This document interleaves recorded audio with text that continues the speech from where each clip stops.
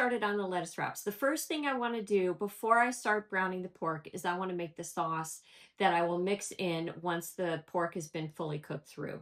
So to a bowl, I am going to add 2 tablespoons of soy sauce. And this is going to add like sweet and salty flavors. It's going to be so good. All of the Asian flavors that you would want in a lettuce wrap. Next, I'm going to add a little bit of rice vinegar. You want a little bit of acid in there, so I'm going to add a tablespoon of that. Then I'm going to add some sesame oil. So this is my favorite sesame oil. I've tried so many of them. And okay, next I'm going to add in some hoisin sauce. I'm going to add 3 tablespoons of hoisin sauce. Now, if you don't like hoisin sauce, you can add honey. In fact, I'm not even going to do 3 tablespoons. I think I'm just going to do 2. And you can absolutely substitute and put honey in. Then I want to add a little bit of heat, so I'm going to add some pepper flakes. So only do 4 twists. And then from here, I'm going to grate in some fresh ginger. So, and you can keep the peel on. I keep my ginger in the freezer. You can keep the peel on. It doesn't have a bitter flavor. It's totally edible, and it's absolutely fine. It's safe. So I'm going to put about a teaspoon of fresh ginger in there. Now, if you're using ground ginger, I would use a whole tablespoon of ground ginger. And then I am going to whisk it up. So I'm going to get a little whisk and just then see what my flavors are. I might need to add more soy sauce, but I'll give it a shot here. Let me just see how it tastes. My little pinky. Oh my God, it's really good. Wow. It's delicious. Okay, I'm not even tweaking it. I'm not going to change a thing. So let's go brown the pork. Okay, let's cook the pork. First, I have about a heaping tablespoon of avocado oil in there, and I'm about to put the meat in. But before I put the meat in, I am going to saute the shallots and get those nice and translucent. Then I'm going to put in the matchstick carrots, and then I'll put in the garlic. The avocado oil is nice and heated up, so I'm just going to add my shallots, make sure they get nicely coated.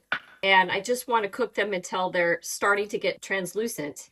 And then I'm going to add the carrots. Okay. The reason why I chose a shallot over a yellow onion or a white onion or even a red onion is because I love the sweetness. I love the flavor of them.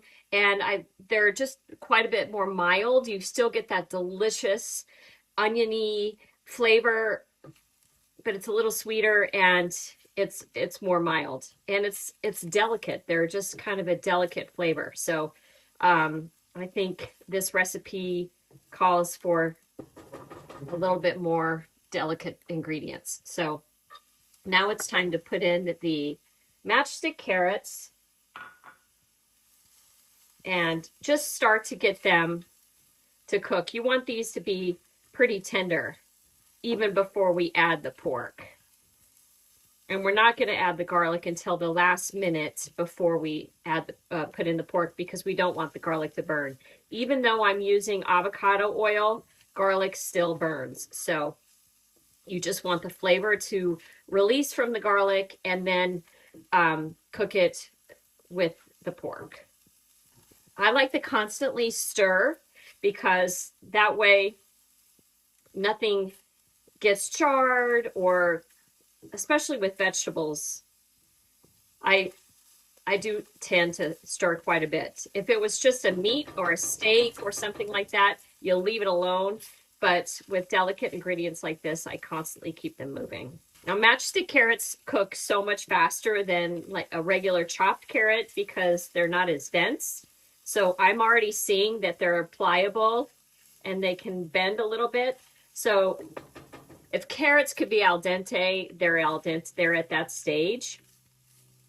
So this is where they're going to cook the rest of the way and be very tender, because they're going to cook with the pork. So the one thing I don't want is I don't want them to be mushy. Get all the shallots off. Okay, now it's time for the garlic. So I'm going to put that in, give it a quick stir. This you always want to keep moving, otherwise it will burn. So you just keep it moving, moving. Once you start smelling the fragrance, which is almost immediately, you put in your beef or your pork. And we're going to let this brown. I've turned the heat down to medium. I don't want it any hotter than that. We're going to cook this pork until no pink remains. We have to cook it all the way through before we add that delicious sauce that we prepared earlier. I highly recommend, when you use a cast iron pan or any pan where the handle gets really hot, these silicone clappers, I call them, because then you can hold on, stir the pan, get some levity, and not burn your hands, which constantly happens. So, and then when you're done stirring, you can take it off and put it around so it doesn't burn from the flame. But having said that, all of the pork is completely cooked through. There's no pink remaining. So now is the time to turn it down to medium low. And we're going to add this delicious sauce that we made earlier. And we want to get every last drop. And then you want to stir it in and cook it in so it reduces a little bit and caramelizes that pork and the carrots. And just everything needs to be coated completely with this sauce. Oh my gosh, it smells so good. These lettuce cups are going to be so good. While I'm stirring this, you can make this ahead of time and put it in an airtight container in the fridge and keep it up to 3 days. Okay, I'm going to turn it down to simmer and we're going to give it a taste. Okay, let me see. Let's see how we did, if we need to add anything.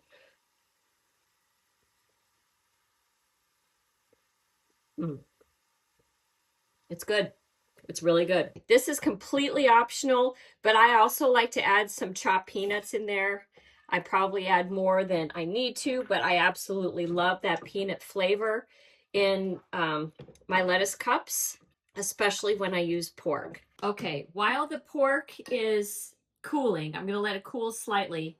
Let's head out to the garden and go pick our butter lettuce.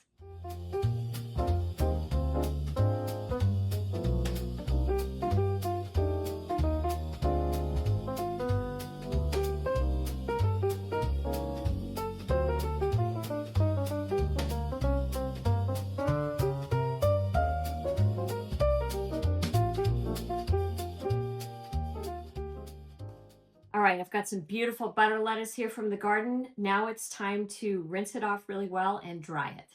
Let's go do that.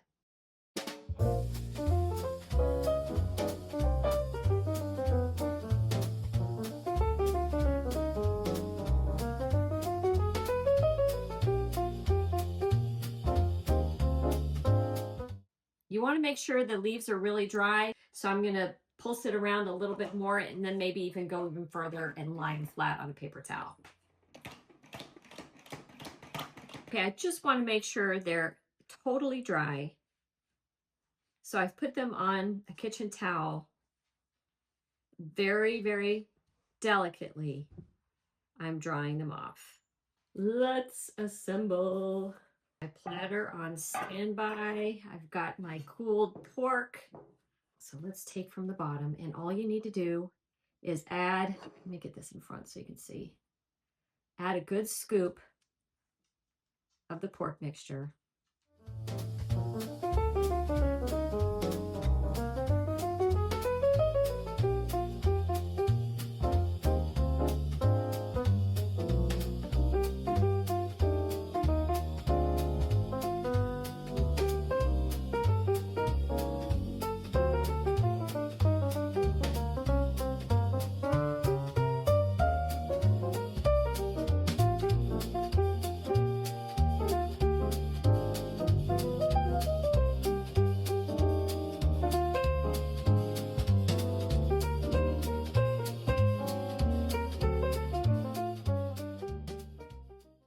Now what I want to do is, for a little garnish, I am going to finely chop the greens of some scallions. You can also use chives, but I think scallions are a little bit more pungent. Yeah. And this part you can just stick in the ground and it'll grow. So don't throw that away.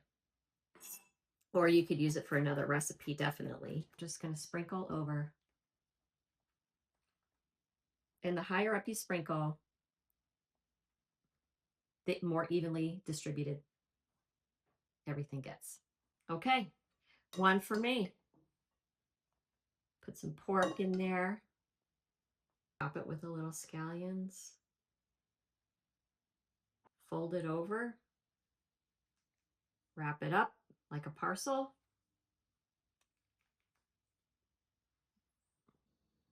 It is so good. The butter lettuce is so tender. It's got such great flavor. I highly recommend growing your own lettuce, but if you can't grow your own lettuce, if you don't have a garden, I recommend butter lettuce over romaine or red leaf, any other, because of it's so tender, and it already has that little cup, but they're really, really good. Highly recommend. I'm just going to finish this.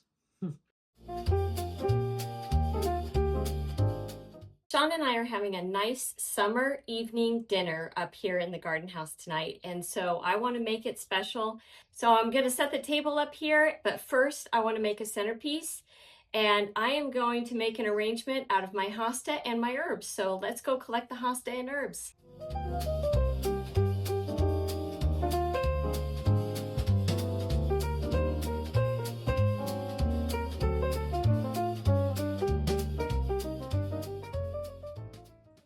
Okay, I collected some hosta leaves, I collected some variegated, and just my solid elephant ear, almost. Not quite as big as elephant ear, but they're a bigger leaf hosta. So what I'm going to do is I'm going to fill the pitcher with water. I think the centerpiece will look really cute in this. And I'm going to line, first I always start at the sides. I'd line it with the hosta or with greenery that will kind of work as a frog, essentially, to hold in the arrangement. So I'm just going to give another little slight cut and then put one on either side. I'm going to start in on the variegated. I'm going to add in the front and the back all the way around.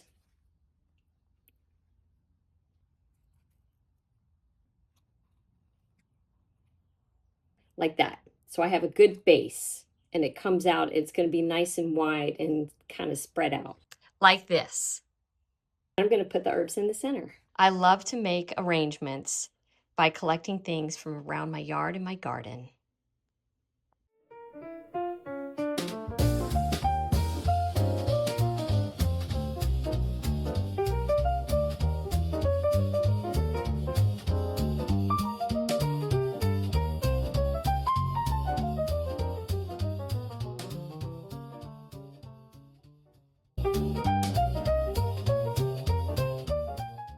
Months ago, Caroline and I went to Terrain Cafe in Westport, Connecticut for brunch. It's one of our traditions. We try to go every time she is home.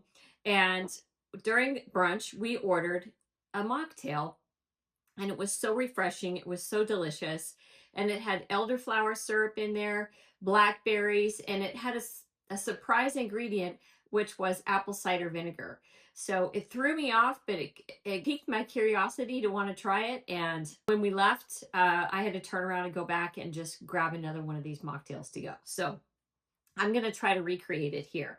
I don't have blackberry puree, but I do have black raspberry puree that I made recently. So I'm just going to try to wing it and guess at my measurements. You kind of measure with your heart, but I made it earlier and I know that I needed to add a little bit more ingredients. So I am going to add about a tablespoon of black raspberry puree right to the cup.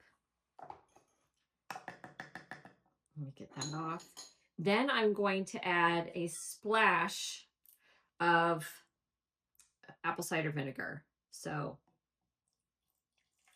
about that much. I would say that was probably a tablespoon. I know you're supposed to measure drinks in ounces, but whatever. We're here. So elderflower syrup. This is sweet. It smells like garden in a bottle, like a sweet garden. It's just so good.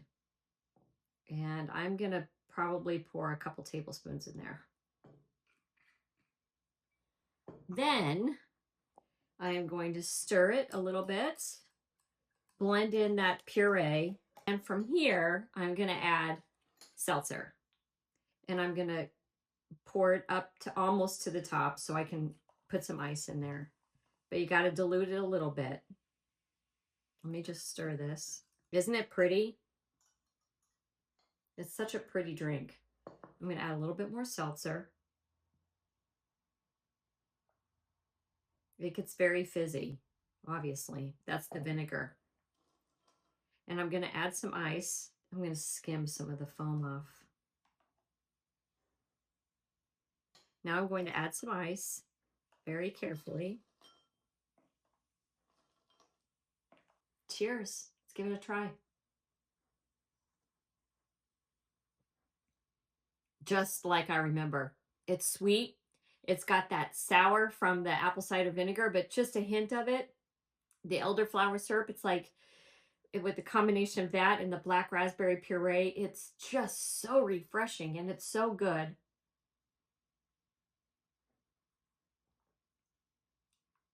I love it. It's so good.